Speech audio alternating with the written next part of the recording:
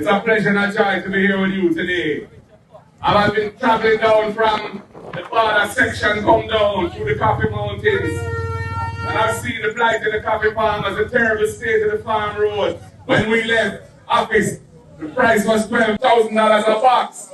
And now they're struggling with $8,000 to $9,000. And so much inflation and cost and price has gone up so much since then. They find it the hardest thing to survive.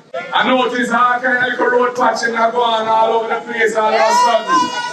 What a nice thing election is, man. They've abandoned you for years and years, and through them want to try get the vote now, all of a sudden they have flurry of activity. Here at this market, here in Buffet, closed for so many years. They lift up the roof yesterday and I'm broke ground tomorrow here. So you know it's a conman thing going on around here. We're not going back for that because we're tired of labor.